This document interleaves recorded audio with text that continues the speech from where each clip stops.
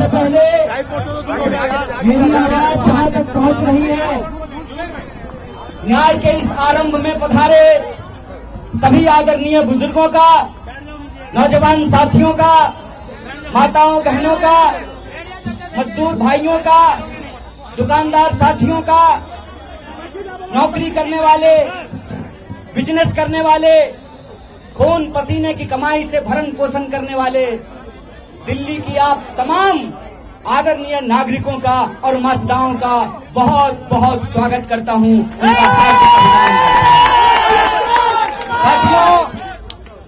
साथियों, सबसे पहले तो मैं आपको दिल की गहराइयों से आप सब जो इस न्याय के आरंभ में शामिल हुए हैं उनको धन्यवाद देते हुए एक आश्वासन देता हूं। जब हम कहते हैं कि ये न्याय का आरंभ है, तो ये आरंभ तब तक अंजाम पर नहीं पहुंचेगा जब तक हम अन्याय को हरा नहीं देते हैं, अन्याय को पराजित नहीं कर देते हैं। इसीलिए आप सबसे मैं कहना चाहता हूं, ये तो बस शुरुआत है। एक नेता है देश में, कहते हैं कि टेलर दिखाएंगे, साहेब हम आपको असली सिनेमा दिखाएंगे, हम आपको असली सिनेमा दिखाएंगे, हम आपको असली सिनेमा दिखाएंगे, क्योंकि मेरा नाम कन्हैया है और भगवान श्री कृष्ण का जन्म जेल में हुआ था। आपने हमको जेल में डाला। आप इस देश के विपक्ष के मुंह पर ताला लगाना चाहते हैं, विपक्ष के नेताओं को जेल में डालना चाहते हैं। जब आपने हमको जेल में डाला था उसी तिहार में, तो वहां से निकल करके हमने इस देश की सत्ता को चुनौती दिया था। हमने कहा था कि जब तक जेल में चना रहेगा आना जाना लगा रहेगा। याद रखिएगा, ये वो देश है कि हम सहते भी हैं और जब पानी सर से ऊपर उड़ जाए तो अपनी पूरी ताकत से उसके खिलाफ लड़ते भी हैं। ये याद रखिएगा कि जब जब इस देश में सत्ता अहंकारी होती है, जब जब इस देश में पाप बढ़ता है, जब जब इस देश में अत्याचार बढ़ता है, तब तब उस अत्याचार के खिलाफ न्याय का एक आरंभ होता है, न्याय की एक लड़ाई की शुरुआत होती है। और एक बात कन्हैया कुमार, आपका फोटो आ गया। और एक बात मैं आप सबसे कहना चाहता हूं कि धर्म का क्या मतलब होता है। धर्म का मतलब होता है निर्बल को शक्ति देना। धर्म का मतलब होता है सत्य के साथ खड़ा होना। कृष्ण जेल में पैदा हुए, चाहते तो सत्ता की तानाशाही के सामने झुक करके मामा कंस के दरबार में अपने लिए एक सीट पक्की कर लेते हैं। लेकिन भगवान प्रभु श्री कृष्ण ने कंस के दरबार में जाना स्वीकार नहीं किया, गोकुल वासियों का गाय चराना स्वीकार किया। इसीलिए आज जब मैं आपके बीच खड़ा हूं, ये इतिहास का एक शानदार संयोग है। इतिहास का शानदार संयोग ये है कि इस देश के प्रधानमंत्री जी ने एक आदरणीय महिला को, मैं हर महिला का दिल से सम्मान करता हूं, देश के प्रधानमंत्री जी ने इस देश की एक आदरणीय महिला के गले में मंगलसूत्र डाला। उस महिला का नाम यशोदा है और मेरा नाम कन्हैया है। ये याद रखिएगा कि इतिहास का संयोग है कि हम गंगा किनारे पैदा हुए, हमारी जन्मभूमि गंगा के किनारे है और आज हमारी कर्मभूमि यमुना का किनारा बन रहा है। और हम किताबों में पढ़ा करते थे कि यह कदम का पेड़ अगर माँ होता यमुना तीरे, मैं भी उस पर बैठ कन्हैया बनता धीरे धीरे। आज आप तमाम लोगों के सामने किसी एक व्यक्ति को सांसद बनाने का सवाल नहीं। आज आप तमाम लोगों के सामने किसी एक व्यक्ति को प्रधानमंत्री बनाने का सवाल नहीं है। आज आप तमाम लोगों के सामने किसी एक गठबंधन का सरकार बनाने का सवाल नहीं है। सवाल ये है कि इस देश के आम नागरिकों के आत्मसम्मान के साथ खेला जा रहा है। वोट की लड़ाई में मुझे कोई दिक्कत नहीं है। वोट की लड़ाई में कोई एक बार सांसद बने, 2 बार सांसद बने कि 10 बार सांसद बने, मुझे इस बात से दिक्कत नहीं है। लेकिन मैं समझता हूं कि जो मौजूदा शाह और तानाशाह हैं, ये सिर्फ आपसे वोट नहीं चाहते हैं, ये चाहते हैं कि दोबारा आपके ऊपर अंग्रेजों की गुलामी थोप दी जाए। ये चाहते हैं कि इस देश में जो संविधान बना, बापू ने जिसके लिए खून बहाया, बापू ने अपनी जान गंवाई, शहीद बापू कहा करते थे, रघुपति राघव राजा राम, पतित पावन सीताराम, ईश्वर अल्लाह तेरो नाम, सबको सन्मति दे भगवान।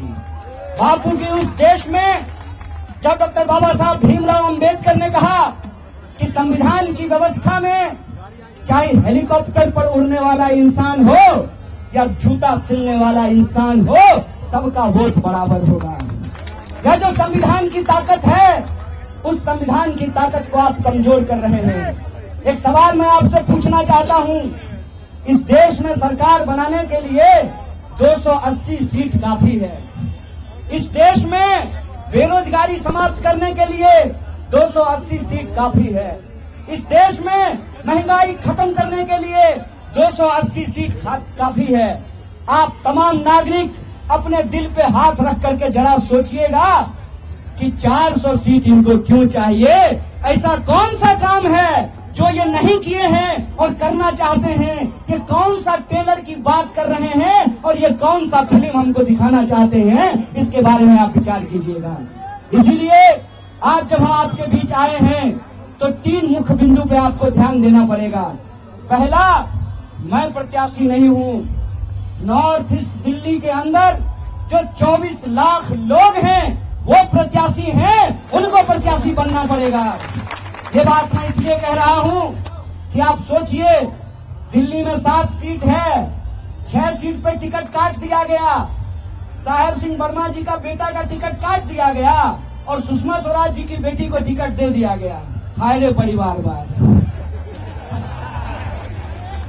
सवाल ये है कि क्या वो 6 सांसद काम नहीं करते थे? अगर काम नहीं करते थे तो उनका टिकट काटा गया, तो इस क्षेत्र के जो सांसद हैं उनको क्यों टिकट दे दिया गया है?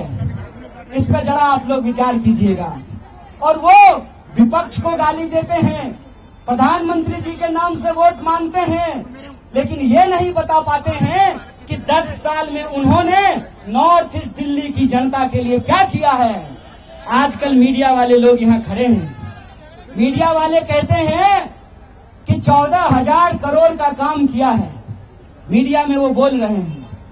आप लोग बता दीजिए, माननीय सांसद जी का 14,000 करोड़ का काम दिखाई देता है? इसका क्या मतलब है? इसका क्या मतलब है? या तो सरकार ने 14,000 करोड़ रुपया दिया नहीं, या 14,000 करोड़ अगर रुपया दिया तो उसका हुआ क्या? उसका हुआ क्या? तो जब वोट मांगने आएंगे तो माननीय सांसद से पूछिएगा, सांसद जी बताइए 14,000 करोड़ में कितना जीरो होता है? क्योंकि 10 साल में तो आपने सिर्फ जीरो ही दिया है। और दूसरी बात, ये आपके आत्मसम्मान की लड़ाई है। 6 सीट पे कैंडिडेट बदल दिया, आपका कैंडिडेट क्यों नहीं बदला? क्यों? क्योंकि उनको लगता है कि चुनाव के वक्त माननीय सांसद महोदय आएंगे, थोड़ा मनोरंजन करेंगे और वोट लेकर के चले जाएंगे। ऐसा होगा क्या? ऐसा आप होना देना चाहते हैं? इसीलिए मैंने कहा कि मैं कैंडिडेट नहीं हूं। आपको अपने हक और अधिकार के लिए नॉर्थ ईस्ट दिल्ली में रहने वाले जो आम लोग हैं, अपने आत्मसम्मान के लिए इस बार प्रत्याशी बनना पड़ेगा। आपको चुनाव लड़ना पड़ेगा। बोलिए, चुनाव लड़ेंगे? आप सब प्रत्याशी हैं ना? सब एमपी है ना। तो अभी एक मीडिया वाले पूछ रहे थे कि कुछ नेता नाराज हैं। नेता नाराज हो जाए तो हो जाए मैडम, जनता नहीं नाराज होना चाहिए। और जनता जिससे नाराज हो जाती है ना, कितना भी सेटिंग गेटिंग कर लीजिए, ऐसा परसेंटेज बढ़ाएंगे ना नॉर्थ ईस्ट दिल्ली के लोग कि सब सेटिंग घर में ही रखा रह जाएगा। और आखिरी बात ये कि मेरी कहानी और आपकी कहानी बहुत अलग नहीं है। जब मैं पहली बार दिल्ली में सांसद का प्रत्याशी बना कांग्रेस पार्टी की ओर से, इंडिया अलायंस की ओर से, तो सबसे पहली प्रतिक्रिया आई कि मैं बाहरी आदमी हूं। बोलिए, बिहारी आदमी को बाहरी कहना ही कोई नया बात है? बिहारी को तो बाहरी कहते हैं ना जी। लेकिन याद रखिएगा, ये बिहारी जिसको आप बाहरी कहते हैं, वो अगर आता नहीं तो आपका रोड नहीं साफ हो पाता, आप टेम्पू पे नहीं चढ़ पाते, आपकी सड़कें नहीं बनती, आपका बिल्डिंग नहीं बनता। और हम खाली मजदूरी नहीं करते हैं, हम गृह मंत्रालय जहाँ जैसा के पप्पा बैठते हैं वहाँ सेक्रेटरी भी बनते हैं। और ये इस देश के संविधान की ताकत है कि एक आंगनबाड़ी का बच्चा भी पीएचडी करके ऑल इंडिया रैंक 1 ला करके अपने नाम में शान से डॉक्टर कन्हैया कुमार लगा सकता है। ये इस देश के संविधान की ताकत है। इसीलिए मैं आप सबसे ये अपील करता हूं, आप जानते हैं कि नॉर्थ ईस्ट दिल्ली में 10 विधानसभा है और हमारे पास कोई साधन संसाधन नहीं है। हमने जो है कोई दवा बनाने वाली बेईमान कंपनी से इलेक्टोरल बॉन्ड से चंदा नहीं लिया है। हमारी तो पार्टी का खाता भी सीज कर दिया गया है और कोई विरासत तो हमारे पास है नहीं। कोई हम गृह मंत्री हैं कि हमारा बेटा बीसीसीआई का सेक्रेटरी बन जाएगा? ना हमारे बाबूजी गृह मंत्री हैं, हमारी माताजी तो आंगनबाड़ी में काम करती हैं। तो ना हमारे पास न धन है न संसाधन है, लेकिन हमारे पास एक चीज है, सूरत के लोगों की सीरत आप लोगों की नहीं होने देंगे। सूरत का उम्मीदवार भाग गया और वहां के लाखों वोटर देखते रह गए और बिना चुने ही कोई एमपी बन गया। यहां खड़ा होकर के हम इस देश का नमक खाए हैं।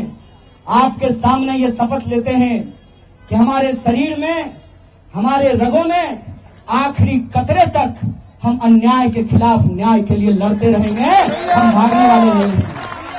इसीलिए आपसे हम अपील करते हैं कि ये लड़ाई अन्याय के खिलाफ न्याय की लड़ाई है और इस न्याय की लड़ाई में बोलिए, आप न्याय योद्धा बनने के लिए तैयार हैं कि नहीं है?